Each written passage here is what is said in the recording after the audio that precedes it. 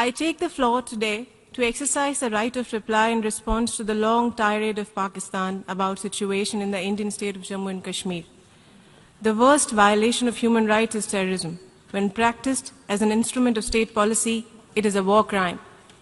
What my country and other neighbors in our region are facing today is Pakistan's long-standing policy of sponsoring terrorism, the consequences of which have spread well beyond our region. Mr. President, only last week, the international community honored the memory of thousands of innocent victims from around the world who lost their lives not far from here in New York 15 years ago in a most horrifying terror attack. The world has not yet forgotten that the trail of that dastardly attack led all the way to Abbottabad in Pakistan. The land of Takshila, one of the greatest learning centers of ancient times, is now host to the Ivy League of terrorism. It attracts aspirants and apprentices from all over the world. The effect of its toxic curriculum are felt across the globe. It is ironical, therefore, that we have seen today the preaching of human rights and ostensible support for self-determination by a country which has established itself as the global epicenter of terrorism. Mr. President, shortly before Pakistan gave its hypocritical sermons in this august House today, its envoy in New Delhi was summoned in the context of the most recent of the terror attacks in Uri that claimed 18 Indian lives.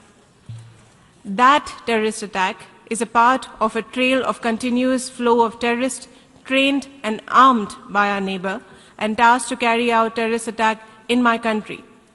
What we see in Pakistan, Mr. President, is a terrorist state which channelizes billions of dollars, much of it diverted from international aid to training, financing, and supporting terrorist groups as militant proxies against its neighbors.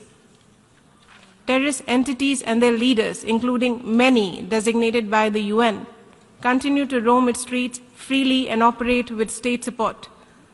With the approval of authorities, many terrorist organizations raise funds openly in flagrant violations of Pakistan's international obligations. Mr. President, even today, we have heard support by the Pakistan's Prime Minister for a self-acknowledged commander of a known terrorist organization, Hizbul Mujahideen. Pakistan is a country with democracy deficit. In fact, it practices terrorism on its own people.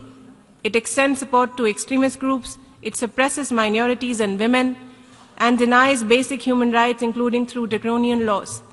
As a democracy, India is firmly resolved to protect all our citizens from all acts of terrorism in Jammu and Kashmir. We cannot and will not allow terrorism to prevail. Finally, Mr. President, we have heard Pakistan, whose nuclear proliferation record is marked by deception and deceit, talking about restraint, renunciation, and peace. Similar false promises it has made to us, the international community, on terrorism. Perhaps renunciation of lies and self-restraint on threats could be a good place for Pakistan to start.